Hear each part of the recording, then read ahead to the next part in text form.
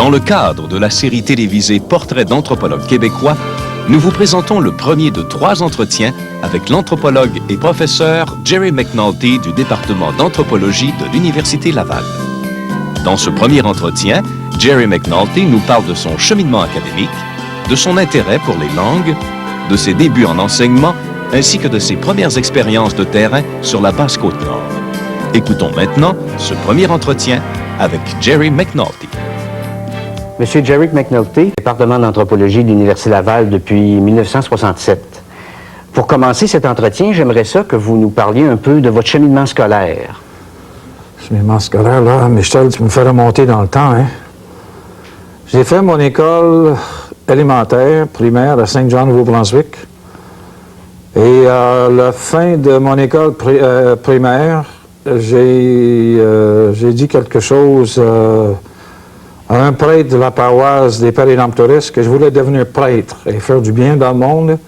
Donc, il m'a expédié à Brockville, en Ontario, pour devenir prêtre au petit séminaire, où tout le monde qui était là avait comme but devenir prêtre catholique et surtout de la congrégation des Pères Rédemptoristes.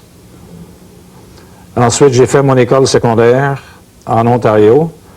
Mon noviciat, une année de silence à la Bois-la-Pleuf à Montréal. Pour les gens qui me connaissent maintenant, ils trouvent qu'une année de silence, j'ai dû péter tous les records possibles et impossibles à l'époque. J'ai trouvé ça rafraîchissant.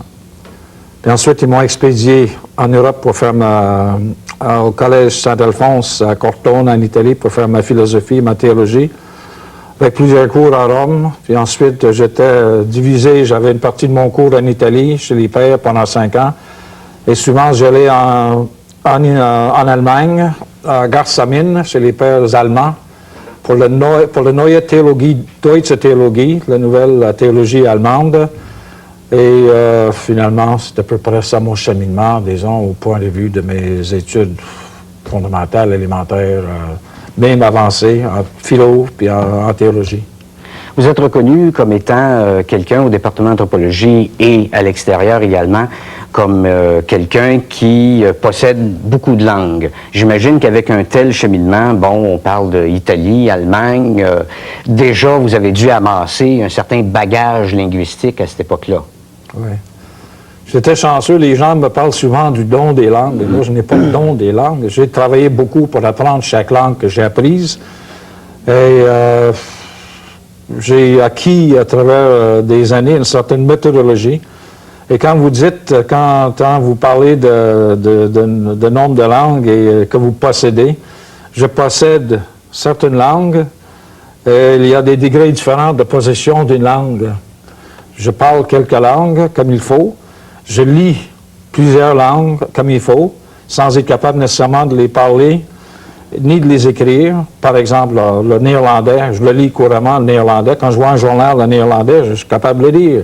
Grâce à mes études dans linguistique historique, où j'ai fait du proto-germanique. Je connais l'allemand, disons, je connais l'anglais, le vieil anglais aussi. Donc, je suis capable de lire. L'hollandais reflète une étape intermédiaire, donc je lis couramment. Mais je ne parle pas l'hollandais, qui est le néerlandais. C'est un exemple, mais il y en a plusieurs langues que je lis couramment, mais je ne parle pas du tout. Le norvégien, je suis capable. Le danois, je suis capable. Des gens me débrouiller pour le lire, mais je ne parle pas. Et je crois que vous possédez le latin également. Oui, j'ai écrit une lettre ce matin en latin. Latin, d'ailleurs, qui a dû beaucoup vous aider dans l'étude. Mais à Rome, pour faire nos examens, nous avions des examens écrits et oraux en latin. Donc, souvent, le soir, s'il y en avait de 7h à 10h pour étudier à Rome ou à Cortona, quand j'étais là, tous nos textes étaient en latin. Mais également, lorsque le moment des examens arrivait, comme pour tout le monde, à la fin de chaque trimestre, ou surtout à la fin des 3 années où il fallait, disons, passer des examens à Rome pour avoir des facultés de confesser partout en Italie. Et là, il fallait se présenter devant les franciscains, les dominicains, puis l'Angelicum, qui était là, la place à Rome, puis notre propre centre pour l'anthropologie, pas l'anthropologie, je suis tellement habitué, la théologie morale. Il fallait se présenter pour un examen sur la théologie morale pour avoir le droit de confesser, les facultés de confesser partout. Donc, il fallait passer tous nos examens. Donc, moi, je me suis vu à une certaine soirée avec 3 heures pour étudier la matière 1 heure, puis me perfectionner en latin écrit et oral pendant 2 heures après sur une possibilité de 3 heures d'études. Tellement qu'on voulait passer nos examens que les prêtres insistaient sur notre prouesse en langue latine à l'époque. Et dans quelles circonstances votre vocation religieuse s'est arrêtée? J'ai débarqué du bateau pour continuer mon chemin pour me faire ordonner à Windsor, Ontario, parce qu'il voulait que je sois ordonné ici au Canada avec mes anciens amis avec qui j'avais été formé au départ. Et puis moi, j'ai débarqué du bateau à Québec. J'ai regardé la ville de Québec. J'avais un ami dont le père était militaire et c'est lui qui s'occupait du manège militaire. Donc, j'ai débarqué du bateau pour voir la ville de Québec. Et puis, je me suis réveillé le lendemain matin, c'était minuit et 20 le soir. J'ai regardé la ville de Québec le lendemain matin. C'est à ce moment-là que j'ai décidé que je restais, que je sortais. De toute façon, avant de quitter l'Italie pour revenir ici me faire ordonner, j'avais déjà pas mal de doutes. Après 14 ans chez les préemptoristes, que la vocation n'était pas la mienne d'être prêtre. Et quelle a été la source à ce moment-là de votre intérêt pour l'anthropologie? Bien, je pense l'intérêt pour les sociétés, étant donné que moi, je me suis je me suis intégré au milieu des préemptoristes et le but des préemptoristes, c'était de sauver les âmes les plus éparpillées dans le monde, les plus perdues dans le monde. C'était ça que j'avais mis le cap là-dessus pendant 14 ans, à partir de l'âge de 12 ans jusqu'à l'âge de 26 ans. Et l'anthropologie se tombait. Au début, je voulais faire des langues. Donc, en 62, lorsque je suis arrivé ici, je voulais faire des langues. J'étais tanné de travailler sur les langues indo-européennes. Je connaissais l'italien, je connaissais l'allemand, l'anglais, le français un peu. Pas autant que je le connais aujourd'hui, mais je le connaissais un peu. Je connaissais le latin, je connaissais le grec. Mais toutes ces langues-là sont des langues indo-européennes. Sauf pour l'hébreu, que j'ai étudié à l'époque aussi, qui est une langue hamito-sémitique qui m'intéressait beaucoup. Mais moi, je voulais travailler sur d'autres langues. Je voulais travailler uniquement sur les langues bizarres. En anglais, on les appelle des oddball languages. Moi, je voulais travailler là-dessus. Et l'anthropologie est venue par après. D'accord. Quand vous êtes arrivé au Québec, c'est à ce moment-là que vous avez commencé vos expériences d'enseignement? Oui. J'ai commencé à l'Académie de Québec. L'ancienne académie au centre-ville avait brûlé. Puis ils ouvraient sur le chemin Sainte-Foy, ici en face, à l'université, la nouvelle académie, qu'on appelle maintenant le Cégep Sainte-Foy, parce que l'Académie s'est transformée en Cégep en 1977, mais ils cherchaient, c'était le moment de la Révolution tranquille. Les curés sortaient, puis les frères des écoles catholiques tombaient comme des mouches. La première année là, il y avait de l'emploi. Les frères tombaient, il y avait 75 frères et 4 laïcs, au moment que je suis entré là en 62 à l'automne. L'autre année après, pour raconter une longue histoire, il y avait 75 laïcs et 4 ou 5 ou 6 ou 7 ou 8 frères qui restaient là. Donc j'ai commencé là, professeur de religion, parce que les frères, les étudiants se posaient beaucoup de questions. Moi, ils m'avaient demandé de donner des cours de religion. J'ai constaté tout de suite le néant, le plus d'intérêt pour la religion. Donc moi, j'ai pris 10 livres qui étaient à l'index à l'époque, Gide, Sartre, Camus, puis tous les autres. J'ai obligé les étudiants de les lire. Je savais qu'ils les lisaient en cachette. J'ai obligé de les lire puis en discuter avec moi en classe pendant les heures allouées pour les cours de religion. Donner des cours de natation. C'est moi qui ai ouvert la piscine, qui est encore là de nos jours, modifiée. Puis ensuite, j'ai donné des cours d'anglais pour gagner ma vie à l'époque. Ça, c'est le début. Et vous avez donc vous êtes arrivé finalement à joindre la linguistique à l'anthropologie. J'ai commencé par l'automne 63. J'ai vu une annonce. Je ne suis pas retourné, je n'étais pas retourné à l'université à ce moment-là. J'enseignais. Je fondais une famille aussi. Pas fondé une famille encore, je me mariais en 63. Mais j'ai vu une annonce. The Friends of Hebrew University at Jerusalem. Puis c'était une possibilité d'aller étudier l'hébreu sur place à Jérusalem, à l'Université de Jérusalem. Moi, je me suis dit, voilà ce que j'ai toujours voulu faire, approfondir mes connaissances de l'hébreu. Puisque pendant les 5 ou 6 ans que j'étais en Europe, j'avais toujours suivi des cours chaque année d'hébreu Et à côté de ces cours d'hébreu, on avait ce qu'on appelle l'exégèse biblique, des textes sacrés. C'était le moment en 1948 avec la découverte des manuscrits de la mer Morte. Tout le monde parlait, disons, de la Bible de Jérusalem du Père Benoît. Donc, il y avait beaucoup d'intérêt pour l'hébreu.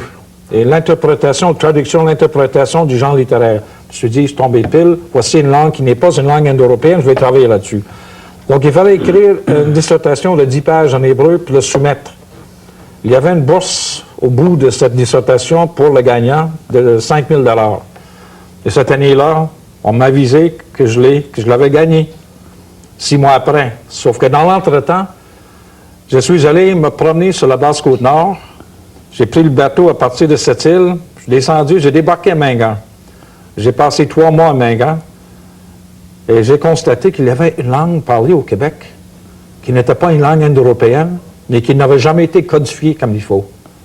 Donc, je suis revenu au mois de septembre. Je me suis dit, je vais enseigner à l'Académie de Québec cette année, puis l'an prochain, je vais retourner pour faire une maîtrise sur cette langue-là. Donc, fil en aiguille, j'ai commencé à ce moment-là uniquement parce que je voulais travailler et j'ai refusé la bourse avec beaucoup de remerciements, la bourse que j'ai obtenue. Et je n'étais même pas juif. C'était celle des Friends of Hebrew University, mais une bourse en provenance des Juifs de Montréal. Alors, vous avez troqué J'ai écrit tout ça en hébreu, de gauche à droite. Je n'avais pas de dactylo, donc je l'ai écrit à la mitaine, à la main, et j'ai gagné le bourse. Et je l'ai refusé avec beaucoup de remerciements. Vous êtes gentil, mais j'ai décidé de travailler sur une langue. Je ne savais même pas que c'était une langue algonquienne, mais je savais que c'était une langue qui n'avait pas les mêmes origines que les langues indo-européennes. Donc, j'ai commencé là. Et vous retournez donc sur la Basse-Côte-Nord pour entreprendre votre recherche. Cette année-là, j'ai fait une demande au Musée de l'Homme. Ils m'ont accordé, et l'Académie de Québec à l'époque m'a accordé un peu plus de temps, disons, pour que je puisse parfaire, pour que je puisse aller plus loin dans mes études. Et ils m'ont permis une période de 6 mois, 5 mois cette première été-là, avec une bourse de 500 $ pour l'année. Donc, je suis allé faire ma première vraie enquête chez les Montagnais, à Mingan. Mingan, les 3 autres villages de la Basse-Côte-Nord, Natashquan-le-Romaine, Saint-Augustin, je les connais aussi, mais Mingan, je considérais comme étant mon bercail, mon berceau. C'est là où j'ai commencé. Mm-hmm. Et votre problématique s'articulait de quelle façon? D'écrire la langue. Boas disait toujours à ses étudiants, Sapir et tous les autres étudiants qui sont venus par après, d'écrivez maintenant, parce qu'il y a une grande urgence de décrire les langues indiennes qui disparaissaient de plus en plus, même au début de ce siècle, comparé plus tard. À partir du moment que vous avez toutes les descriptions faites, là, vous pouvez vous permettre le luxe de comparer une langue avec une autre langue. Donc, les problèmes théoriques ont découlé de ces études descriptives. Hein? Et la prise de contact avec les Autochtones là-bas, est-ce que ça s'est bien passé? Ben oui. Oui. Mais il faut savoir, c'est peut-être, j'ai fait des gaffes comme tout jeune anthropologue, ou je n'étais même pas anthropologue à l'époque. Je suis allé là en tant que linguiste. Mm-hmm. Je me suis inscrit au département linguistique pour faire ma maîtrise. Puis, je suis allé là en tant que linguiste. La bourse du Musée de l'Homme à l'époque, c'était une bourse pour faire une première description, une enquête sur la langue montagnaise. Première description, puisqu'il n'y avait pas de description scientifique. On avait des petits bouquins de voyageurs, d'explorateurs, de géographes, des mots, des brins, mais pas une analyse sérieuse de la langue. Alors moi, je me suis dit, je vais faire une analyse sérieuse, mais il faut commencer quelque part. Il faut commencer par le vocabulaire, les verbes, hein? D'écrire les structures, comment le système verbal fonctionne, d'écrire comment le substantif fonctionne, d'écrire le syntaxe, là, on partit de la phonétique, phonologie, morphologie, syntaxe, tout ça. J'ai commencé là sur une enquête par centre d'intérêt, les parties du corps, les termes sur la parenté, le milieu géographique, la toponymie, puis tout ça. Là. Est-ce que vous aviez un nombre d'interlocuteurs limité dans le cadre de votre recherche? Ça, au début, oui. Et je me suis rendu vite compte, et c'est un conseil que je pourrais donner aux jeunes qui commencent à faire leur premier terrain, de ne pas se limiter à une seule personne. Autrement, si jamais cette personne est malade ou disparaît pour 1 mois ou 2 mois, et vous avez l'habitude de vous disons, vous avez pris une certaine dépendance face à cette personne-là pour avoir des informations.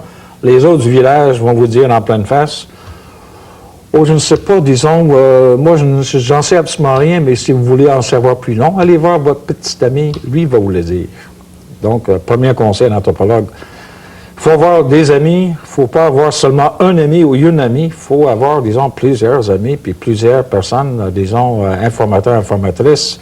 Nous autres, on les appelle informateurs, informatrices, mais moi, je préfère les appeler amis. Et je préfère appeler les villages montagnais village plutôt que réserve. Une question de... C'est beaucoup plus qu'une question de langage, de simple terminologie. Beaucoup plus qu'une question de terminologie.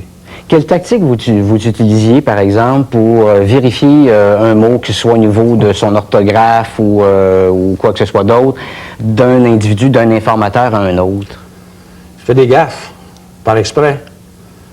Par exemple, si je sais très bien que ce gars-là est ton beau-frère, je vais dire, si j'ai compris, peut-être dans mes notes, j'ai écrit « Mon beau-frère se dit Nichtau ».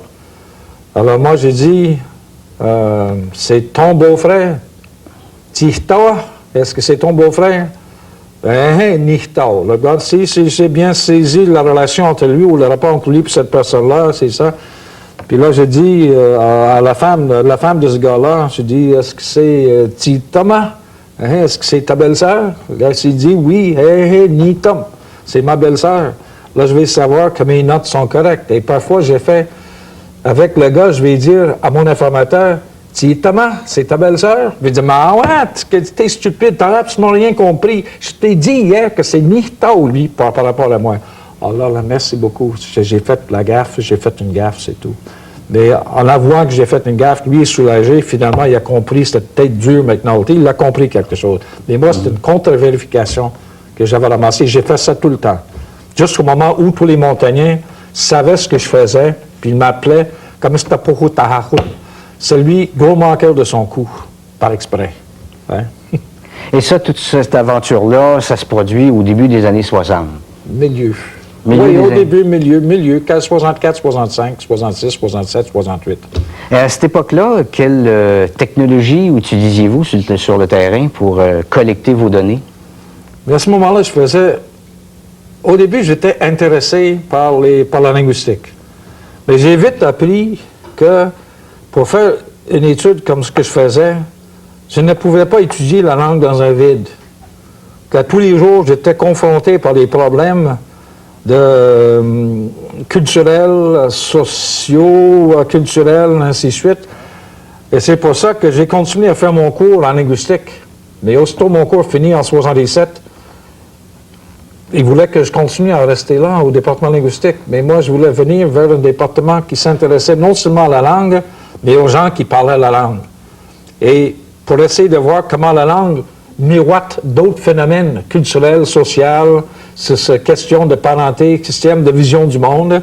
Moi, je ne pourrais pas rester en linguistique où on faisait la linguistique de tour d'ivoire, la langue pour la langue, faisant abstraction des gens qui parlaient la langue et leurs coutumes, leurs mœurs, leurs problèmes sociaux. C'est pour ça que j'ai opté pour l'anthropologie. Parce qu'au fur et à mesure que j'avançais dans mes études purement linguistiques, j'étais constamment aux prises avec une autre façon de disséquer la réalité qui m'entourait. Je voyais, disons, les choses, je me suis dit, mais comme le Nitom, Nichtau. Ça, c'est beau lorsque c'est l'homme qui parle. Et dans mon dictionnaire, c'est marqué, par exemple, Nichtau, beau-frère, Nitom, belle-sœur. Et c'est pas aussi simple que ça. Nichtau, mon beau-frère dit l'homme. Nichtau, ma belle-sœur dit la femme. Nitom, belle-sœur dit l'homme. Nitom, beau-frère dit la femme. Ça dépend de la personne qui le dit, le terme de parenté dépend du sexe de la personne qui le dit et son rapport avec l'autre personne. J'étais là-dedans parce que je suis habitué à voir beau-père, belle-sœur, beau-frère, belle-sœur dans notre système de parenté. Et j'ai vite découvert avec ça que je suis en train d'apprendre une autre façon de décomposer la réalité comme de tous les jours de cette population-là. J'ai découvert toute la catégorie des manteaux quand j'ai commencé à travailler sur les animaux. Il n'y en a pas de catégorie manteau. des animaux maléfiques dans notre système à nous. Je suis en train de découvrir tout un autre monde à travers une analyse des données linguistiques. Donc, j'apprenais l'anthropologie tout le temps. C'était constamment devant moi. Et c'était constamment aux prises avec le problème. Bien sûr, ils ont commencé à me raconter des histoires de Kwakwatio, le Carcajou, qui est le personnage principal dans la mythologie montagnaise. C'est lui qui a créé le monde. Tour de Babel, c'est lui qui était là. C'était le bonhomme qui était toujours la victime de ses propres bêtises, n'écoutait jamais les conseils des vieux. Je me suis trouvé, à travers la langue, mêlé au monde spirituel, au monde concret, monde spirituel. Ça peut être la chasse, la pêche. Finalement, je me suis dit, bon, c'est l'anthropologie pour moi, mais je vais mettre ce que je sais de la linguistique au service de la théorie anthropologique. Hein? Autrement dit, l'anthropologie s'avérait pour vous un terrain beaucoup plus large, beaucoup plus enrichissant. Ah oui. Aux États-Unis, le département linguistique est collé sur le département d'anthropologie. Tandis qu'ici, il y avait comme la séparation de l'État et l'Église. Hein? Tandis que les deux fonctionnent. Berkeley, le département linguistique est collé sur le département, fonctionnent ensemble. Hein? C'est comme ça que Boas et Sapir et Worf, Bloomfield et tous les autres grands linguistes américains l'ont vu aussi, qui ont fondé l'école de linguistique de Skopje aux États-Unis. Hein? À ce moment-là, ça veut dire... D'accord, linguistique, ni plus ni moins. Oui. À ce moment-là, ça veut dire que pour l'anthropologue, la connaissance de la langue est absolument essentielle. Mes étudiants le savent. Hein? Oui. Moi, j'ai déjà vu un étudiant qui a déposé sa thèse de doctorat à l'Université d'Ottawa, basée sur les données colligées à Fort-Rupert, Warkaegan, maintenant, c'est l'anneau de la tente Warkaegan, mais maintenant on prend les noms indiens pour les villages, complètement faussé. Parce que le jeune homme, c'est une thèse probablement, disons, très bien écrite, mais remplie de données fausses parce qu'il ne savait pas parler la langue, il ne pouvait pas contre-vérifier ces données. Et le soir, les Indiens prenaient une bière avec moi, puis ils riaient de lui. Moi, je ne l'ai pas su avant 2 ans après, mais la thèse était déjà publiée, autrement je lui aurais parlé. Mais c'était trop tard. Il avait déjà publié sa thèse. Et quand on fait un travail sur le terrain... Comment voulez-vous, excusez-moi si je l'interromps, comment pouvez-vous vérifier des données de votre thèse si c'est toujours basé sur une traduction que quelqu'un d'autre vous donne? Hein? Mais ça vous amène quand même à avoir un volume considérable de données. Ben oui. Ben oui. Mais moi, là, c'est juste de vérifier les données. Si le gars te dit, mais c'est comme ça que ça fonctionne, et toi, tu le gobes parce que tu es obligé de... Ton interprète, c'est ta béquille. Ça donne plus de crédibilité. Disons que c'est pas toujours comme ça. Normalement, les gens ont toujours un interprète fidèle, un traducteur fidèle, traductrice. Sauf que de temps en temps, j'ai déjà vu ça, où la personne n'est pas apte à mesurer ou évaluer l'ensemble de ces données traduites parce qu'il ne connaît pas la langue assez. Hein? Mais normalement, je suis d'accord avec toi que normalement, les gens sont fidèles, ils traduisent fidèlement ce qu'il y a. J'ai déjà vu ça. Mais ne serait-ce que pour donner la crédibilité à ta thèse de maîtrise ou de dire au moins je suis rendu là dans mon apprentissage de la langue. Mais depuis 30 ans ici à Laval, je n'ai pas vu beaucoup d'efforts faits de la part des étudiants, sauf pour les étudiants qui font leur thèse sur l'espagnol, c'est sûr. Dans un milieu hispanophone, oui, j'ai vu beaucoup portugophone, mais je ne peux pas parler des autres étudiants, mais chez moi, là, il y a très peu d'étudiants qui ont fait leur thèse de maîtrise chez les montagnais, ou les cris qui savaient vraiment, qui manipulaient vraiment bien la langue, et dépend des interprètes. M. McNulty, il nous reste pas tout à fait 2 minutes. Quand vous êtes revenu du terrain pour votre maîtrise, qu'est-ce qui s'est passé exactement? Il n'y avait pas heureusement, il y avait M. William F. Mackey de l'autre côté, qui est en mesure de comprendre un peu ce que j'avais dans la tête, parce qu'il connaissait très bien le volet ethnolinguistique du début de ce siècle avec Boas, Sapir, Worf et d'autres, Wasserman, Kroeber en Californie. Donc, j'étais capable de compter sur lui pour diriger mes travaux, mais j'ai demandé une permission spéciale. Si j'avais un cours de phonétique expérimentale, mais j'ai demandé permission de le faire sur le montagnais. Si j'avais un cours de phonologie, j'ai demandé de faire un travail long sur le montagnais, mais indépendamment du fait que ce soit Mackey qui donnait le cours ou non, il donnait un cours de linguistique descriptive, il m'a toujours accommodé pour faire le lien entre moi, puis il n'y avait aucun intérêt au département linguistique pour cette matière-là, pour les langues amérindiennes. Puis de nos jours, il n'y en a pas beaucoup plus, 30 ans après. Donc j'ai bien fait de venir ici, en anthropologie. Et au retour de votre terrain, est-ce que vous pouvez dire que vous possédiez quand même assez bien le montagnais? Mais je savais, disons, je savais distinguer, à savoir si je posais la question dans les états d'Outimont, où se trouvent les chefs, de comprendre s'il était sur le bord de la rivière, n'était hippie, ou s'il était sur le bord de toilette. Oui.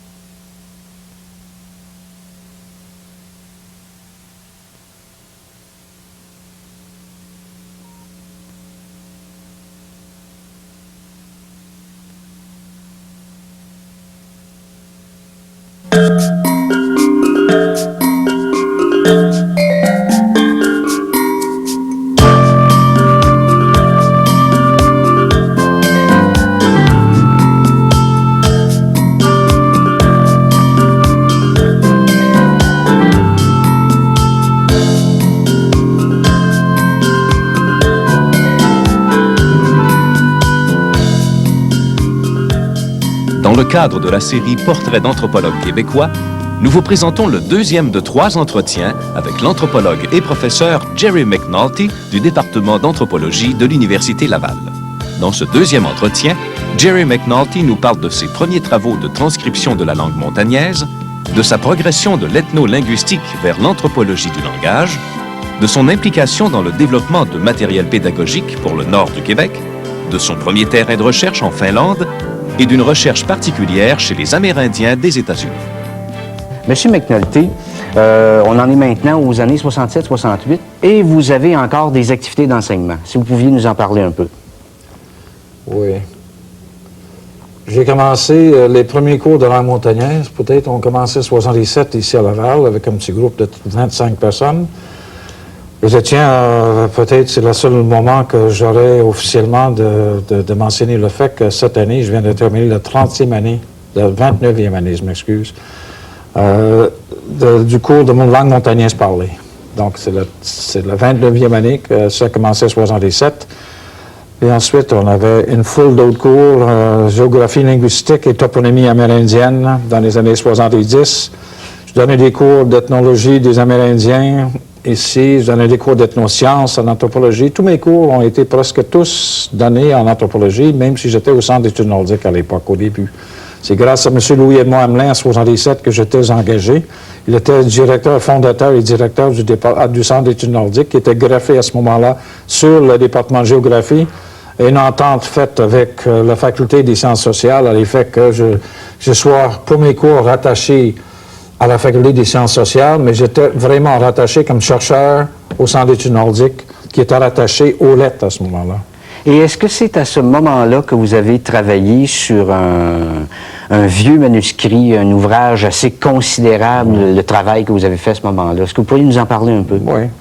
C'était peut-être mon premier travail académique accompli. C'était sur le dictionnaire de la scène montagnaise du père Bonaventure Farm, qui était dans un état lamentable au Petit Séminaire de Québec, en forme de manuscrit qui date de 1683.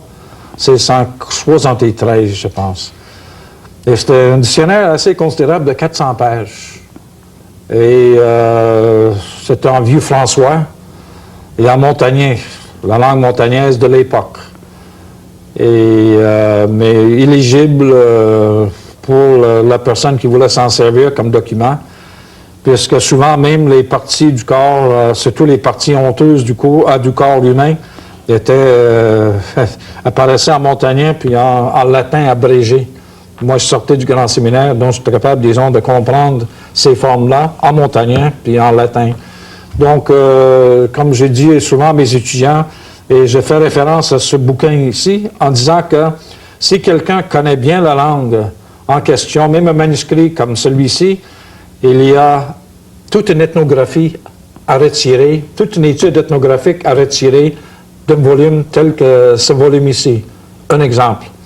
Si on regarde le système de parenté dans les villages montagnais au Cri ou Naskapi ou Atikamekw de nos jours, ils ont subi 400 ans, disons, d'influence catholique, évangélisation catholique, et le système de parenté a été modifié. Il n'y a plus de mariage entre cousins croisés, comme historiquement, comme traditionnellement, c'était le cas. Parce que ce livre ici et tous ces anciens dictionnaires du 17e siècle témoignent, miroitent le système de parenté traditionnel où on voit nettement que le mariage entre cousins croisés était non seulement possible, mais c'était le cas à ce moment-là. Donc, si on sait comment interpréter tous ces vieux manuscrits-là, on est capable de faire toute une monographie, une ethnographie, une monographie d'une population à partir, disons, d'une analyse très détaillée d'un de ces vieux manuscrits. Et le Québec, on est chanceux face aux 9 autres provinces. Il y en a une quarantaine qui n'ont jamais touché encore au Québec. Des anciens dictionnaires et textes de l'époque. Et vous nous parliez, il y a quelques minutes à peine, que vous étiez rattaché au Centre d'études nordiques. Oui. Est-ce que c'était dans ce contexte-là que vous avez fait ce travail-là? C'est à la demande de Louis-Edmond Hamelin que j'ai commencé ce travail-là. Et je l'ai fait dans 2 ans. En 2 ans. J'exporte les lunettes. On travaille avec une loupe électronique. Et c'est presque... j'ai laissé même quelques pages dans ce dictionnaire ici pour que les lecteurs puissent apprécier le travail du transcripteur de l'époque qui était moi. C'était très compliqué. Il fallait connaître la langue et le vieux François et le latin abrégé pour être capable de reproduire fidèlement sur une page, disons exactement ce qu'il y avait sur la plage du père Bonaventure Fabre qui en était l'auteur. Mais c'était peut-être le père Lejeune qui était l'auteur parce que les gens se passaient leur note de terrain pour l'autre missionnaire qui venait après. Parce que le dictionnaire du père Lejeune, on ne l'a jamais trouvé.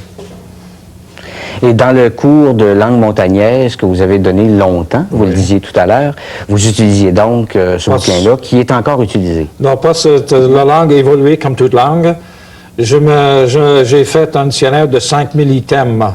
Les mots les plus courants, les mots les plus fréquents et disponibles. J'ai fait un dictionnaire en 1980 que j'utilise constamment pour mes cours, un dictionnaire publié au Centre d'études nordiques. Marque bien, je n'ai pas de copie ici avec moi, mais c'est disponible au Centre d'études nordiques encore. Il reste une centaine de copies. Quand vous dites qu'une langue s'enrichit d'éléments extérieurs, pourriez-vous nous donner un exemple, par exemple, dans la langue montagnaise, des mots qui ont été utilisés pour définir ou pour nommer des choses qui étaient nouvelles, par exemple, pour les Amérindiens? Le néologisme. Oui, par exemple, l'hélicoptère. L'hélicoptère, c'est Hiwikacho. Hiwikacho, ils ont pris un vieux mot, une nouvelle extension, l'extension sémantique. Hiwikacho, c'est la libellule. Puis maintenant, ils ont donné la libellule Hiwikacho à 2 sens. Le sens propre de libellule, Hiwikacho, puis ensuite le sens avec une extension sémantique pour couvrir l'hélicoptère. Et il y a aussi la radio, Ayamo Mistok. Mistok, c'est le mot pour un arbre. Et Ayamo veut dire il parle. Donc c'est l'arbre qui parle. Et je me suis gratté la caboche pendant plusieurs années avant de trouver la réponse à ça. C'est qu'à côté de la baie du Son, autrefois, il y avait un arbre attaché à la maison et une antenne au bout, en haut, avec des fils. 4 fils autour en forme de losange. J'ai finalement trouvé que c'était cet arbre-là auquel les Indiens faisaient référence, l'arbre qui parle. Tandis que chez les Cris, qui est une langue très, très proche du montagnais, ils ont dit « Ayamo yepi », c'est le fil qui parle. Donc, tout de suite, ce n'est pas juste un arbre qui parle. C'est pas que les premiers radios, la carcasse ou la radio est encadrée à l'intérieur d'une boîte en bois. Il faisait allusion à ce morceau de bois, un arbre attaché à la maison avec une antenne au bout pour capter les ondes. Hein. Il y en a beaucoup. Le montagnais est une langue polysynthétique, donc on est capable de reproduire par le biais de la morphologie tous les différents traits définitoires qui rentrent tous les traits définitoires importants qui rentrent dans la définition d'un mot. On peut dire, il n'y avait pas de ski, mais il y avait des raquettes. Donc, Tatnana Koham, c'est les skis. Tatnun, c'est un traîneau avec des patins. Aham, c'est le mot pour raquette. Tatnana Koham, c'est des patins en bois effilés qui servent de raquettes. On peut marcher sur la neige avec ça. Ils sont capables de créer, étant donné la richesse morphologique de la langue, empruntés très peu de mots, sont capables de composer avec les différents éléments. Les vieux éléments de la langue, ils sont capables de les arranger grammaticalement ou morphologiquement pour créer un nouveau terme. Ils refusent beaucoup. Le temps, c'est compliqué. Ils sont portés de Kaitoten 64. J'irai en 64. Parce que c'est le mot 64 montagnais, mais 1997, ça nous prendrait 15 secondes pour le dire. On fait ça pour faire des spectacles de temps en temps, mais c'est par multiplication et addition. À ce qu'on arrive à 1997. C'est long. Hein. Mais est-ce qu'il y a beaucoup de similitudes entre les différentes langues amérindiennes qui sont parlées au Québec? Il y a 2 familles amérindiennes au Québec. Il y a la famille algonquienne, dont le montagnais, l'Atikamekw, l'algonquin propre, l'Abénaki, la Sorel, Micmac, la Gaspésie, Naskapi, montagnais Cri, Atikamekw. Oui, il y en a. Puis ensuite, il y a des Iroquois représentés par les Mohawks de Montréal et de Saint-Régis, puis de ces places-là. Il y a seulement 2 familles. Ensuite, là, il y a la famille Inuit, qui n'est pas considérée comme étant une langue amérindienne ou un groupe amérindien, puisque Amérindiens, c'est les Indiens d'Amérique, et les Inuits sont circumpolaires, ils ne sont pas seulement en Amérique. Et toutes ces connaissances-là vous amènent à développer sur l'ethnologie des Amérindiens. Oui, oui. L'ethnologie des Amérindiens, c'était pour moi, comme je t'ai mentionné la semaine passée, ou il y a 2 semaines, quand on a parlé pour la première fois, j'ai appris l'anthropologie par osmose. Je n'ai jamais suivi un cours formel d'anthropologie de ma vie. J'ai appris à travers mes propres expériences en travaillant sur les différentes langues amérindiennes, surtout à l'intérieur de la famille algonquienne. Le Cri, le montagnais, l'Atikamekw aussi. J'ai travaillé quelques années sur l'Atikamekw. J'ai même écrit en 79-80 le fameux chapitre avec Louis Gilbert dans le 6e volume du Smithsonian Institute, The Handbook of North American Indians, le mini-chapitre sur les Atikamekw, qui autrefois portait le nom Tête de Boule. Hein, jusqu'en 70, mais qui, Saint-Esprit, aimerait porter ce nom-là? Et souvent, ces noms-là, donnés aux groupes indiens, étaient des noms péjoratifs donnés par le groupe à côté. Mais étant donné que les Blancs sont partis de l'Est vers l'Ouest, en partant d'un groupe, ils demandaient toujours, le prochain groupe qu'on va rencontrer, sont qui? Ils s'appellent comment? Puis ce groupe ici, en rigolant, en riant, donnait toujours, pas le vrai nom de la population, donnait toujours le nom péjoratif de la population que les Blancs étaient pour rencontrer dans leur promenade vers l'ouest. Par exemple, qui Saint-Esprit voudrait s'appeler loucheux? Sans poil. Flathead, tête plate. Tête de boule, gros ventre. Hein? Pourtant, il y a des sans poil, il y en a à la pocheté, nez percé. Pas comme ça que les gens ça s'appelait historiquement. Et en 1970, vous travaillez sur un important projet qu'on pourrait appeler amérindianisation des écoles. Oui. J'ai travaillé pendant de 70 à 78 là-dessus. J'ai fait partie de tous les plans pour l'amérindianisation des écoles, injecter de plus en plus, ou le plus possible, d'informations culturellement parlant, linguistiquement parlant, dans les écoles amérindiennes de la province du Québec. Leur permettre finalement d'être fiers de leur langue et de leur passé et de leur tradition. Et ceci est dû au phénomène que le gouvernement fédéral, comme le gouvernement provincial, la fédérale connaissait les Indiens depuis déjà fort longtemps. Parce que le provincial les a découverts à la fin des années 70, à la fin des années 60, lorsque, suite à l'évolution de 62 à 64, 65, 66, la révolution tranquille, mais là ensuite on commençait la création de la Direction générale du Nouveau-Québec en 67. On commençait à regarder déjà vers le Nouveau-Québec en vue de harnacher des rivières, des sources électriques, et disons pour que le Nord serve au Sud, dans un sens ou dans un exploiter le Nord. Mais il y avait une clause dans le fameux accord lorsque le Québec a reçu en cadeau la terre de Rupert en 1912, que quand le Québec a dit oui, on accepte la terre de Rupert, toute la partie au nord du 52e parallèle, bien, il y a une petite clause. Avant d'exploiter le nord, est-ce que vous acceptez de négocier avec les populations autochtones avant d'exploiter? Puis personne au Québec l'avait lu. Puis Max Corby les a ramenés à l'ordre en disant, même s'ils ne faisaient pas partie de ces territoires hurons à l'époque, Max l'avait lu, l'entente. Max a commencé à parler de ça, puis là, finalement, les autres groupes amérindiens, la formation de la Conseil Atikamekw-Montagnais, formation des différents regroupements d'Amérindiens au Québec, le Grand Conseil des Cris, d'aller commencer à jouer, puis c'est à ce moment-là que le gouvernement a dit, on n'a pas été capable de les assimiler, on est aussi bien de leur accorder certains droits linguistiques, culturels dans les écoles, pour qu'ils puissent être fiers de leur identité. Et dans ce projet-là, est-ce que c'était uniquement question de la langue ou si aussi, dans le matériel scolaire, la culture, les éléments culturels? Biologique, on faisait des recherches sur la biologie pour essayer d'injecter dans les études biologiques l'intégration des vieux chasseurs ou des femmes aussi pour les méthodes de cuisson traditionnelles, les remèdes traditionnels, puis la pharmacopée, puis tout ça. On essaie d'intégrer les gens qui connaissaient le plus sur la culture, puis les intégrer dans le système scolaire. Mais moi, je m'occupais de la formation des technolinguistes. Atikamekw, Cris, Montagnais, Algonquin.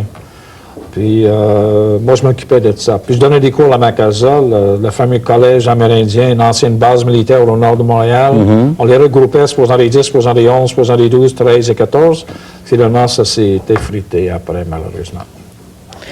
Et arrive en 1975 un événement assez particulier à l'Université Laval. Vous avez à ce moment-là le titre de chercheur et non celui de professeur. Ouais. Alors, il se passe un événement, donc j'aimerais que vous nous entreteniez un peu. Je ne sais pas, il y en a quelques-uns qui vont regarder cette émission éventuellement, qui vont peut-être s'en rappeler. Mais j'étais là depuis 1977 et j'étais tanné de donner des cours d'anthropologie sans être reconnu comme prof. J'étais simplement chercheur au Centre d'études nordiques, mais tous mes cours, je les donnais en anthropologie. Et finalement, j'ai décidé de faire la grève. Le syndicat a fait sa grève une année plus tard, en 1976, mais moi, j'ai fait la grève tout seul.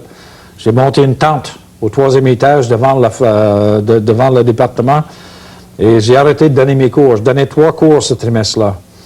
Et j'ai décidé de ne pas donner les cours. Dans l'ethnologie des Amérindiens, je donnais cours de langue montagnaise et cours de géographie linguistique amérindienne. J'avais beaucoup d'étudiants dans ces cours-là. Donc, les étudiants étaient privés de cours, puis ils m'ont appuyé. J'avais ma tente montée, j'avais mon TV et my TP, puis j'avais tout. J'avais ma bouffe, j'avais un Coleman heater, et je m'assoyais là, je joue de la guitare, je jouais plus à ce moment-là. Donc, je m'assoyais là toute la journée sur 2 caisses de 24, et je prenais ma petite bière. J'espère que c'est avec tout le respect possible envers l'université, mais c'était comme ça à cette époque-là. Je chantais mes chansons de folklore juives, ukrainiennes, et toutes les chansons de folklore que je pouvais connaître appuyé par les étudiants. Les étudiants venaient parfois passer la nuit avec moi dans ma tente. Et 2 semaines plus tard, je reçois une lettre de Monseigneur Monseigneur Vachon, qui est maintenant le cardinal de Québec, son éminence, me nommant juste une lettre très brève, 1 ligne et demie. J'ai la lettre, disons, dans mon bureau en haut, sur le mur, où il me nommait professeur adjoint à la faculté. Amen. Et c'est tout. Très poli, très froide, très distante, mais au moins j'étais prof.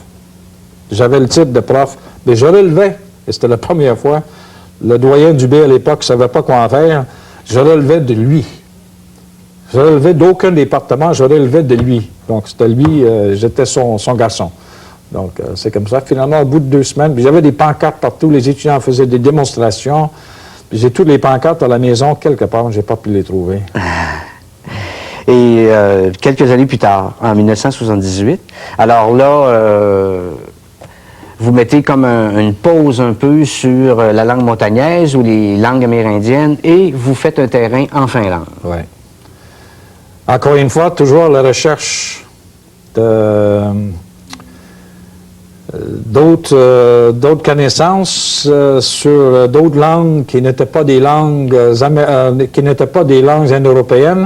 qui n'étaient pas des langues amérindiennes, mais j'ai décidé de m'attaquer à une langue qui faisait partie de la famille finno-ugrienne, dont la plupart des langues sont à l'intérieur de l'ex-URSS, qui ne sont pas connues du tout.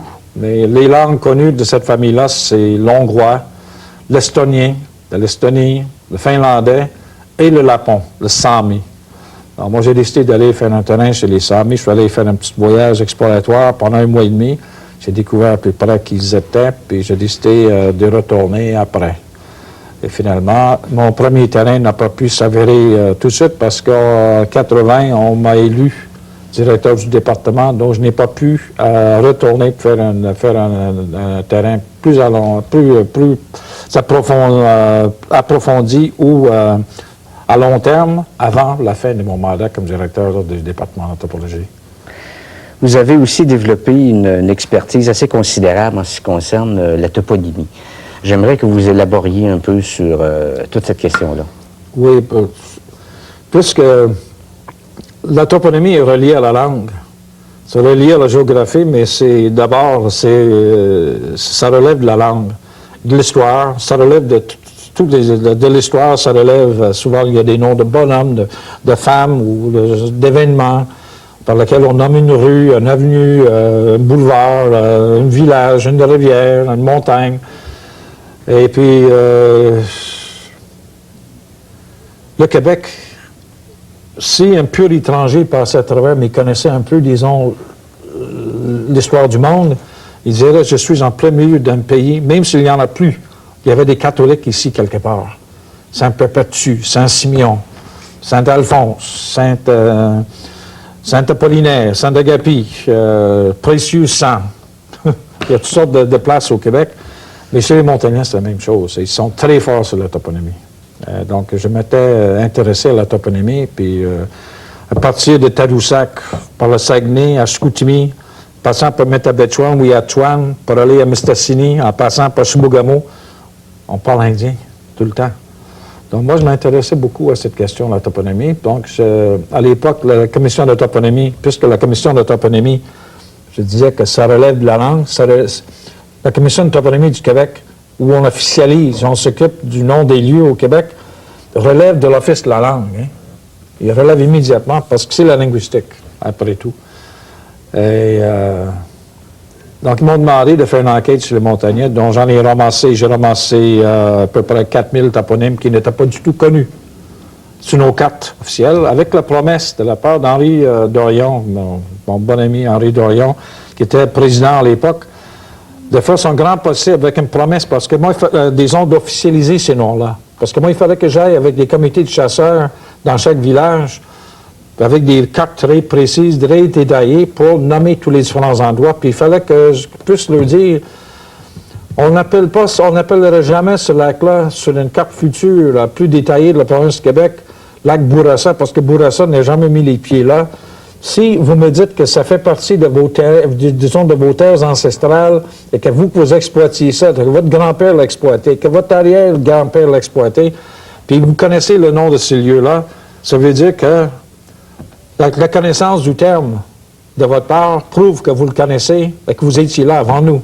Donc, c'est pour faire valoir le patrimoine amérindien. Eux, ils étaient bien d'accord. C'est comme ça que j'ai réussi à ramasser environ 4000 toponymes. Donc, la banque est déposée à la commission de toponymie.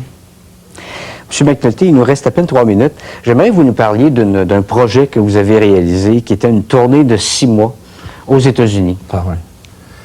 C'était un projet de recherche où j'avais convaincu le Centre international de recherche sur le bilinguisme de me laisser partir, de me subventionner.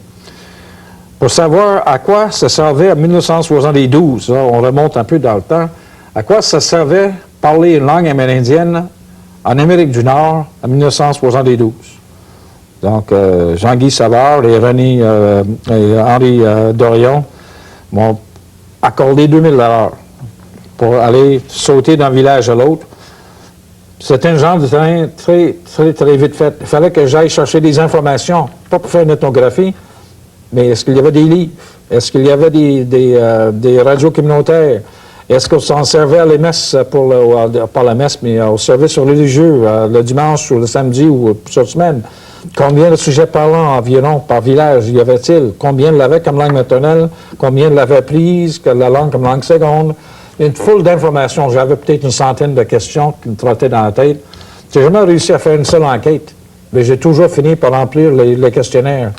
Sournoisement, j'ai réussi à ramasser les informations par toutes sortes de tactiques propres à un anthropologue qui, comme on dit en anglais, hit and run. On frappe, on a X nombre de questions qui nous intéressent, des informations factuelles. Donc, j'étais capable de les ramasser, mais c'était pas pour faire un terrain, comme de longue durée, ça c'est autre chose. Mais il me fallait, puis finalement, j'ai réussi à passer 6 mois sur le terrain, ramasser, puis j'ai remis mes données après, et ça a été incorporé dans une grande ouvrage sur lequel il travaillait à l'époque en linguistique, les langues minoritaires, et juste des informations factuelles sur le nombre de sujets parlants qu'il existait en 72, le nombre de revues, ou s'il y avait des revues ou des journaux, par exemple de Cherokee Phoenix, qui existait en langue moitié anglais, moitié Cherokee à l'époque. Donc, j'ai apporté toutes sortes d'informations d'ordre factuel. C'est tout ce qu'il me fallait. C'est ce qu'il me fallait, mais ça m'a permis de voyager puis voir les villages indiens des États-Unis. J'ai visité Oklahoma, j'ai visité les Dakota, j'ai visité partout où il y avait des Amérindiens, sauf en Californie où il ne resterait plus d'Indiens. Est-ce qu'il y avait quand même des similitudes entre les villages indiens que vous avez visités aux États-Unis et ceux du Québec? Non. Des similitudes, oui. Des villages comme Village Huron, j'en ai vu aux États-Unis. Des villages comme Kanawake ou Kansitake ou Oka, oui, à Montréal. À l'ombre des métropoles, j'en ai vu en masse. Aucune différence, mais j'en ai pas vu aux États-Unis, comme les villages du Nouveau-Québec ou les villages de la Basse-Côte-Nord, les villages de la Haute-Mauricie, j'en ai pas vu, ni de l'Abitibi.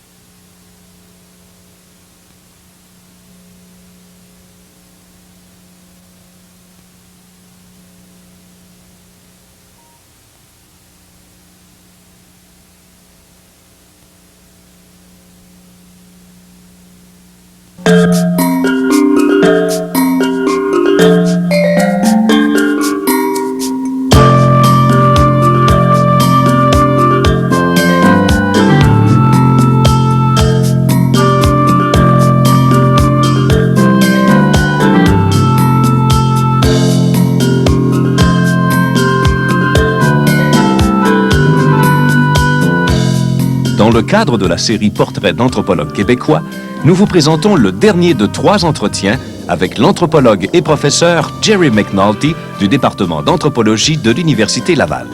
Dans ce 3e entretien, Jerry McNulty nous parle de ses terrains de recherche en Finlande et en Bretagne et de son opinion sur l'implication de l'anthropologie dans les causes sociales. Enfin, il nous livre ses impressions sur l'avenir de l'anthropologie et sur l'approche du terrain de recherche.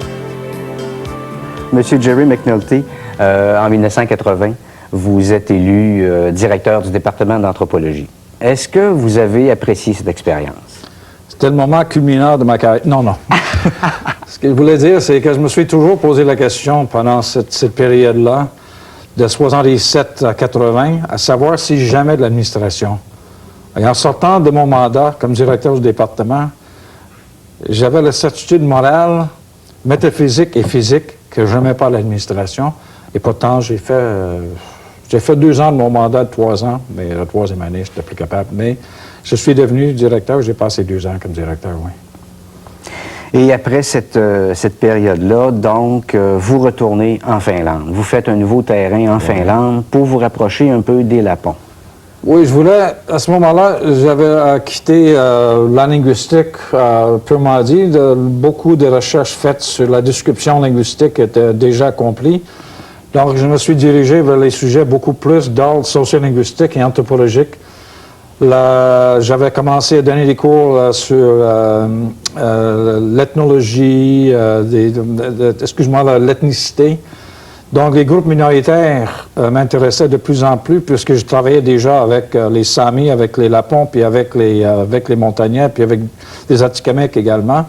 Donc, je me posais la question à savoir, comme le Québec est aux prises avec son problème d'identité linguistique et culturelle, je me suis dit, je vais essayer de mesurer le poids de la langue dans l'identité lapone, ou Sami, si vous voulez. Donc, je me suis dirigé vers la Finlande, encore une fois, le 85, 86, 87. Et j'ai participé à quelques congrès internationaux en Norvège puis en Finlande. J'ai donné quelques communications, quelques conférences sur la question de langue et identité, oui. Donc, je dépassais les limites uniquement de la langue pour la langue.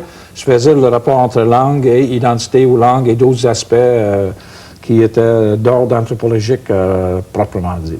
Votre approche scientifique du terrain comme tel en Laponie, comment ça s'est passé? Mais je voyais que les gens en Laponie, l'élite, comme toujours avec des groupes minoritaires, il y a toujours un groupe qui se porte de l'avant, qui parle au nom des autres. Dans les simples soldats dans les villages, ça se voit n'importe où dans le monde. Il y a toujours une élite qui est élue ou qui prend le pouvoir, qui se présente pour représenter les populations, qui brandissent beaucoup, très souvent, et des traits qui brandissent beaucoup, c'est la langue, le drapeau de la langue. Et la langue en sociolinguistique, c'est là où est polarisé souvent, c'est le lieu de rencontre des loyautés et des chicanes, question linguistique. Donc, j'ai choisi cet aspect-là, et puisque la langue était déjà en voie de perdition en Finlande, je me suis limité aux Lapons seulement de la Finlande, pas les Lapons de la Suède ou de la Norvège ou de la Russie, mais seulement ceux de la Finlande. Et c'est un fait. Les statistiques nous disaient que la langue disparaissait de plus en plus. Tandis qu'ils se sont donné une définition à l'effet que et Lapon, la prouesse linguistique était très importante dans la définition de qui est Lapon, qui ne l'est pas. Alors, je voulais savoir, étant donné que la langue s'en allait, si c'était vrai que la langue jouait un rôle dans la définition. C'est comme ça que le groupe élitiste mettait ça de l'avant.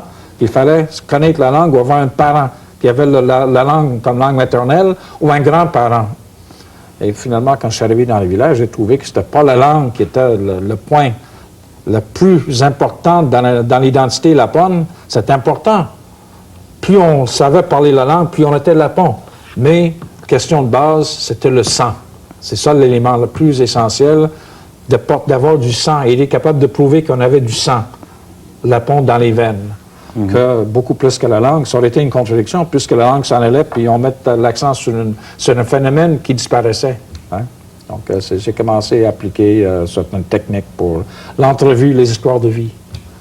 J'avais pris une quinzaine d'histoires de vie de personnes et je l'applique au Québec aussi en ce moment pour les travaux que les étudiants font à l'intérieur de mon cours sur anthropologie du langage, ils viennent me remettre les travaux basés sur le poids de la langue dans l'identité québécoise, basés sur les gens comme moi, qui sont arrivés d'ailleurs, qui parlent le français comme langue maternelle, mais qu'on est là depuis un certain temps, de 34 ans dans mon cas, et d'autres qui sont là depuis 10 ans, puis d'autres qui sont là depuis 25 ans, ou d'autres qui sont nés sur le territoire, comme les Indiens, mais qui n'ont pas le français comme langue maternelle. Est-ce que le montagnais est un Québécois? Hein? Est-ce que les Anglais de l'Est, de l'Ouest de Montréal, qui sont nés ici depuis 4 générations, est-ce qu'ils sont Québécois? Hein? Dans la tête des Québécois pure laine. Hein? C'est une question qui m'intéressait. Donc, le rapport langue-identité. Est-ce que c'est la même préoccupation qui a mené vos recherches en Bretagne? Parce que je vois, par exemple, que vous êtes allé en Bretagne au début des années 90 à plusieurs reprises. Oui, j'ai passé depuis... entre 93 et 94, 95, j'ai passé au moins, en termes de temps, en termes de mois, j'ai passé presque 1 an et demi en Bretagne. C'est peut-être dans ma tête à moi, c'était en terminant ma carrière, finissant ma carrière, mon retour à mes origines celtiques. Et la langue bretonne est une langue celtique très parlée en Bretagne, dans la partie nord-ouest de la France. Et je me suis dit, mais je vais aller voir, je vais appliquer le même principe pour savoir quelle est l'importance de la langue dans l'identité bretonne. Ce que j'avais fait pour la Finlande avec les Lapons. Et puis c'était fort intéressant. Je n'ai pas encore publié là-dessus, mais mon ordinateur est rempli de données que je vais utiliser après ma retraite pour publier quelque chose de solide sur les Bretons. Et également, je me suis donné la peine d'apprendre la langue également. J'ai travaillé beaucoup sur l'apprentissage pratique de la langue bretonne, qui est très proche du gallois en Angleterre, et dans la même famille que les langues gaélique irlandais, gaélique écossais, mais dans la branche des langues celtiques qui est proche du gallois. Mais c'est une langue fort intéressante, comme toutes les langues pour moi. Mais en termes de publication, vous avez quand même publié des articles dans les journaux locaux? Oh, oui, j'ai publié beaucoup sur le plan local. J'ai publié chaque mois, ou peut-être parfois 2 fois par mois, j'ai publié les articles sur le système numérique, système de parenté, système des termes pour la pêche, les termes en français de tous les jours qui étaient d'origine bretonne. Le système, je pense que l'article qui a fait qui a fait rire le plus du monde, c'est mon article sur le système numérique, en disant que même la nuit, les Parisiens comptent le mouton en breton à partir du nombre 70, puisque votre système du français standard de nos jours est un système mixte. Vous marchez avec un système décimal comme le latin, votre langue mère, jusqu'à 69, puis ensuite, à partir de 70, vous comptez comme les langues du système celtique. 60 plus 10. 71, plutôt que 70, 1, comme on fait, disons, les parlers de la Suisse, les parlers français, le suisse roman et le wallon de la Belgique, 91, 92, 93. Tandis que le français, à partir de 70, vous comptez comme le système celte. 4 fois 20, 4 fois 20 plus 10, ça c'est celtique. Ce n'est pas du tout latin. Donc, pour une raison ou pour une autre, les raisons sont peut-être perdues dans une galère au large de l'île Ouessant de la Bretagne, dans une galère romaine de l'époque, mais on ne sait pas pourquoi, mais votre système est un système, vous êtes décimal jusqu'à 69, puis vigésimal, vous comptez, votre système est à base 20 à partir de 70. Comme les langues, comme le gaélique irlandais ou le breton. Et pour l'avenir, parce que j'imagine bien entendu que vous allez poursuivre vos recherches, quels sont les principaux champs de recherche là, que vous voyez devant vous? La paix dans le monde. Non, pas la paix dans le monde. Ça, c'est tout le monde dit ça. J'aimerais travailler beaucoup sur les langues celtiques. Terminer ce que je n'ai pas terminé en ce qui a trait à la langue montagnaise et à d'autres langues amérindiennes. J'ai une foule d'informations sur bobine, gardées toujours, dont les originaux se trouvent en linguistique dans une chambre froide, tempérée, pour les bobines des années 60, 70, 60 80. J'espère travailler tranquillement là-dessus, sur le folklore, sortir tous les mythes que j'ai encore, les légendes montagnaises que j'ai. J'en ai un article qui va apparaître, qui est 55 pages sur la chasse, le chasseur et le chassé et le monde spirituel des montagnais, qui va apparaître bientôt à Bordeaux, en France, mais qui date déjà, mais qui n'a jamais été publié, qui date déjà de 10 ans, mais que j'ai jamais eu la chance de publier. Donc, ça va sortir prochainement en France. Dans votre travail de chercheur, d'anthropologue, vous avez été confronté parfois à des causes sociales. Oui, oui. J'aimerais connaître votre opinion sur l'implication de l'anthropologue versus les causes sociales. Oui. Parler de mes cousins lointains qui font partie de l'armée républicaine irlandaise, la IRA, ou les membres du Front de libération de la Bretagne que j'ai rencontrés en Bretagne et que j'ai eu le plaisir d'assister à quelques-unes de leurs réunions clandestines, qui, je ne révèle absolument rien, sauf que je dis que souvent on est confronté. Est-ce que j'agis en conséquence? Est-ce que je me fais membre? Est-ce que j'interfère, comme les anthropologues ont fait chez les Lapons en Norvège? Je pense que ce n'est pas notre place maintenant de nous déguiser en Lapons, ou de nous déguiser en Bretons, ou de nous déguiser en Amérindiens pour défendre les Amérindiens. On peut, si les Indiens nous demandent notre conseil, ou si les groupes minoritaires nous demandent nos conseils, de dire ce qu'on en pense. Mais même si je voulais l'être, je ne suis pas un montagnien, je ne suis pas Lapon, et ils ont des gens assez formés, qui ont ramassé assez d'expérience pour savoir se défendre de nos jours. Cette attitude paternaliste envers les mouvements terroristes ou non, je pense qu'ils sont aptes, ils sont capables, disons, de faire quoi que soient nos pensées, nos sympathies. Je pense que nous devrions rester pas parti d'oppression, pas du côté des oppresseurs, mais neutre et disponible envers les minorités, parce que c'est le vieux dicton que l'anthropologue doit toujours se trouver du côté des sardines et jamais du côté du requin ou des requins. Je pense que c'est notre devise dans la vie, mais je pense que les groupes minoritaires sont aptes de nos jours à se défendre. Mais il faut prendre des mesures quand même pour prendre nos écrits et nos textes. Dernièrement, avec la disparition, le supposé disparition des Atikamekw du Québec, qui est sorti et fait la une au mois de mars l'an passé, quand un ministre a dit ça. Mais les anthropologues, on est allés publiquement, on n'est pas allés manifester avec les Atikamekw au Parlement de Québec, mais on a réagi vite dans la presse et au moment, disons, des congrès pour dire voici les Atikamekw existaient ici au moment des premiers contacts. Ça, là, je trouve ça absolument impératif que tout anthropologue entre dans ces débats-là. Boconain, apprendre comment faire des cocktails Molotov, ça c'est d'autres choses. C'est pas parce que j'ai peur de le faire. J'ai déjà été très proche de ces gens-là par invitation. Et pourtant, je pense pas que ce soit notre place, parce que nous ne sommes pas. Je ne suis pas membre de l'IRA, même si mes cousins sont là. Et je ne suis pas membre du Front de libération de la Bretagne ou d'autres mouvements de libération, disons, des Lapons, de ça, là. Mais je suis là pour aider les gens, aider à défendre les gens, c'est sûr. Mais je pense qu'ils sont des gens compétents pour se défendre eux-mêmes en ce moment. L'Indien qui est à l'autre bout de la table de négociation face aux membres de notre gouvernement qui négocient avec eux sur les droits territoriaux, l'Indien a fait son cours dans le Sud. Il nous connaît. Il connaît notre système d'éducation, comment on pense. Et les gens qui sont là à la table ne sont pas des anthropologues, ils ne connaissent pas les Indiens du tout, ils ne savent pas quoi s'entendre.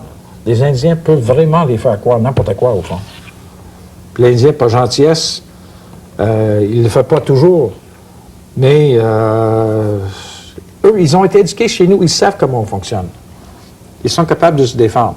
Mais remarquez bien que je ne suis jamais rendu là, mais j'étais très proche de certains cas assez explosifs dans ma carrière d'anthropologue, où il fallait que soit j'avance ou je recule.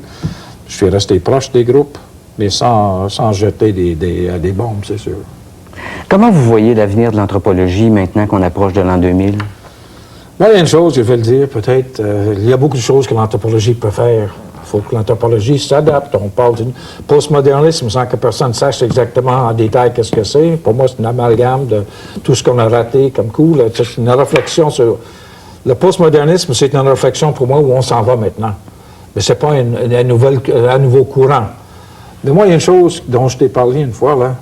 Le jour que je vais voir un cours apparaître à l'horaire pour l'automne ou l'hiver ou l'été, l'anthropologie de l'humour, là, je vais croire que l'anthropologie est sur la bonne voie.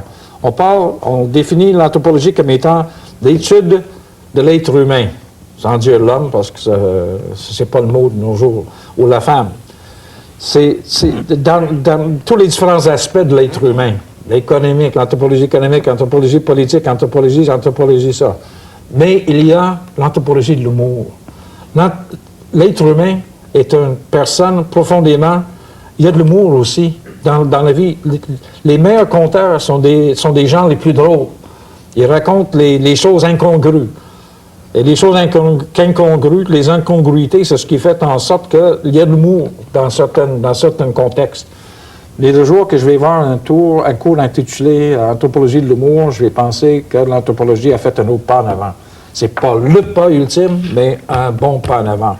L'anthropologie de la musique, qu'est-ce qui fait battre les cœurs des populations mondiales à travers le monde entier? C'est la musique et l'humour. Et j'en vois très rarement des cours sur l'anthropologie de la musique et l'anthropologie de l'humour. Ce que vous dites nous amène un peu à... J'ai envie de vous poser la question. Qu'est-ce que vous auriez envie de dire aux jeunes qui se destinent en anthropologie, aux jeunes anthropologues qui veulent démarrer de nouveaux projets de recherche? Je ne sais pas dans quel domaine il faudrait se diriger, parce que la crise qu'on connaît, ça a toujours été là. Chaque fois qu'un anthropologue quitte avec diplômé, il cherche toujours l'emploi. Et je n'ai jamais vu une année où c'était plus facile qu'une autre pour trouver de l'emploi. Le domaine comme tel, je ne pourrais pas le dire. Mais que l'anthropologue, je suis peut-être sentimental en disant ceci, il y a de la place pour l'anthropologie sociale en ville, il y a l'anthropologie de l'asphalte, l'anthropologie de la campagne, l'anthropologie des pays lointains, l'anthropologue sur la montagne qui regarde de l'autre côté de la montagne pour voir qu'est-ce qu'il y a. La notion traditionnelle des anthropologues qui vont toujours dans les coins du monde avec les populations tout petites et tout le monde autour de l'anthropologue comme un dieu qui arrive, je pense que cette étape-là est finie. Sauf que, je ne sais pas quoi dire. Si je donnais des conseils précis sur le terrain, si vous alliez sur le terrain, peu importe le sujet, peu importe les possibilités d'emploi après, commencez surtout pas avec une enquête ou avec vos observations se font, disons, des observations que vous allez faire se font sans enquête. Il faut que vous intégriez au milieu, il faut que vous soyez intégré au milieu avant de commencer votre enquête. Faites-vous un ami, faites-vous, disons, amis avec des gens de la place. Dans mon séminaire, on avait un dicton en latin, raro uno, rarement seul, nunquam duo, jamais deux. Semper tres, toujours trois. Sed non idem semper tres, mais pas toujours les mêmes trois. Donc, pas toujours les mêmes trois, c'est ça. Il ne faut pas toujours, quand on arrive sur le terrain, qu'on prenne le petit ami, comme j'ai dit, ou le petit ami qui va nous renseigner, comme si une seule personne pouvait tout nous dire sur sa culture. Personne ne sait tout de sa culture. Il y a le mythe qu'une personne sait tout de sa culture, mais moi, je n'ai jamais trouvé quelqu'un qui savait tout de sa culture. C'est comme si on cherchait l'informateur ou informatrice idéal. Et ça, c'est l'encyclopédie. C'est l'informateur encyclopédique que j'ai jamais vu de ma vie. Donc, il faut répandre ses énergies un peu partout au milieu dans le milieu où on travaille. Et puis, si le bonhomme coupe du bois, il coupe du bois. Si la madame fait, disons, du pain de kainagagun, du pain cuit dans le sable, mais vous faites, disons, du pain cuit dans le sable. Et par la famille que vous travaillez sur la langue, bien, vous apprenez par osmose vous avez des informations culturelles à côté. Donc, vous finissez par, à la fin de votre journée, lorsque vous installez pour prendre vos notes, prenez pas des notes sur le terrain. Vous faites, c'est pour ça que j'ai aiguisé ma mémoire à travers les années. c'est dit ça là, ça là, ça là, ça là, mais parfois c'est obligatoire que on prend des notes pendant si c'est quelque chose de précis. Mais il y a une foule d'informations qui rentrent sans qu'on s'en rende compte avant la fin de la journée lorsque je prenais mes notes dans ma tente ou dans ma petite cabane ou comme ça. Tout à l'heure, quand vous parliez de l'anthropologie de l'humour, c'était fort intéressant et j'aimerais que vous élaboriez peut-être encore un peu plus. Est-ce que, par exemple, le chercheur qui se retrouve sur le terrain doit toujours garder une préoccupation pour ce qui touche à l'humour dans une population? Si vous trouvez une population, il y a sûrement de l'humour, un système humoristique à l'intérieur de chaque population. Les missionnaires l'ont vu tout de suite, c'est les montagnais. Souvent, un groupe, puis qui porte encore les noms, il y a un petit village passé Bersimus, Patnachois. Les Blancs, je ne sais pas ce que ça veut dire, mais ça veut dire ils sourient mal. Ils rient mal, je m'excuse. Mais parce que les Indiens aimaient ça rigoler, puis juste la question des surnoms qu'ils donnent à tous les Blancs, ou à l'intérieur du groupe, tous les surnoms. Il n'y a jamais vu un surnom qui n'était pas péjoratif ou un surnom qui n'était pas, disons, il rigole en nommant quelqu'un, tu parles disons, de dents pourries, toi. Ou tu parles de celui qui, disons, qui a un trou dans le front. Ou tu parles de celui qui a la barbe croche, qui a des dents croches. Toujours des surnoms comme ça. Il y a des surnoms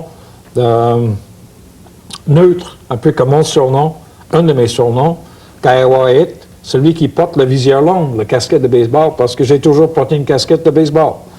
Mais normalement, c'est toujours par rapport à les populations, même les Lapons ou les Bretons, les gens avec qui moi j'ai travaillé plus que les autres populations, adorent ça, rire. Et à l'intérieur du groupe, à partir du rire, il y a la détente. Et la détente, les gens sont spontanés. S'ils voient que vous êtes sur la même fréquence qu'eux, que vous êtes capable d'encaisser un bon coup. Les coups, les tours, j'en ai joué à d'autres. J'ai joué à d'autres personnes, mais je me fais jouer des tours aussi. Et puis, c'est une de mes tendances, c'est que j'aime ça jouer des tours, mes étudiants, lorsqu'ils vont sur le terrain la première fois. Et j'en ai joué des succulents. Pour qu'ils aillent dans leur tête et que les montagnais les voient dans un contexte de buffonnerie pour partir, parce que je sais tout de suite qu'ils vont être spontanés et qu'ils vont trouver ça drôle. Les étudiants rentrent tout de suite dans le groupe par le biais d'un tour qu'on leur a joué. Puis tous les montagnais sont de manigance avec moi pour les jouer le tour. Tout de suite, ils ont le pied dans la porte. Ça m'est arrivé à plusieurs reprises. J'ai envoyé 2 filles, par exemple, de département linguistique. Ils ont pris le bateau, ont débarqué à Mingan. Puis le bateau est arrivé à 11h30 le soir. J'ai dit, les filles, il n'y a personne debout à cette heure-là. Vous allez monter votre tente devant l'église à côté du quai. Vous allez camper là. Donc, vous allez être en sécurité là. Et puis, le village est ici, puis le quai est là. Donc, l'église est juste entre le village et le quai. Vous montez votre tente juste devant la porte de l'église, vous allez être sûr d'être en sécurité là. Bien, je ne leur avais pas dit que c'était samedi soir, la date leur arrivait, que le dimanche matin, à 7 h, les Indiens sont tous sur le perron de l'église pour la messe. 450 personnes autour de la tente pendant que les filles étaient fatiguées, dormaient. Donc, tout le monde regardait dans la tente pour voir qui était là. Ils ne savaient pas qui était là. Donc, les filles ont été baptisées de cette façon-là. Puis également, le bar est à côté du quai, donc ils ne savaient pas qu'il y avait des gars qui regardaient toute la nuit pour voir qui était planté là. Disons qu'ils avaient planté leur piquet devant l'église. Il y avait beaucoup de visites pendant la nuit, puis au moment où ils s'endorment comme il faut, à 4 h du matin, 3 heures plus tard, tout le village arrive pour la messe. Eux, ils sont campés là, juste devant l'église, juste à côté de l'église, pour être proche de l'église, pour être en sécurité, de première expérience de terrain. Ça a causé beaucoup de rigolades. Les filles ont trouvé ça d'une façon, ne savaient pas que c'était pour arriver, mais le chef, les montagnais savaient qu'elles étaient là. Donc, ils sont venus comme curieux comme ils sont, puis ils sont allés leur poser des questions. Qui as-tu? Qu'est-ce que tu fais ici? Puis la fille est obligée, dès le départ, de répondre. Mais tout le monde était de manigance avec moi pour les questionner. C'était les Indiens qui questionnaient les anthropologues. Hein? Mais somme toute, ces jeunes filles-là étaient, malgré tout, en toute sécurité. Mais je comprends, oui. Mais c'était une façon de les intégrer au groupe. Déjà, 2 semaines auparavant, des chefs, puis mes amis à Mingan savaient qu'elles arrivaient. Puis que tout le monde soit là autour de la tente. Tu sors le matin, puis tu trouves 500 personnes autour de ta tente quand tu te lèves le matin, première fois dans ce village. Et pour la première fois, vous êtes habitué d'être majoritaire au Québec et vous vous réveillez en débarquant du bateau la nuit, vous vous réveillez le matin, et vous êtes au Québec toujours géographiquement parlant, et vous êtes complètement dépaysé parce que tout le monde est autour de toi, au Québec, chez toi, en train de parler une langue bizarre, avec des yeux bridés, puis la couleur de la peau foncée, vous ne les connaissez pas. Pour la première fois, vous êtes minoritaire chez vous, dans un village montagnard. Ça fait du bien d'être dépaysé.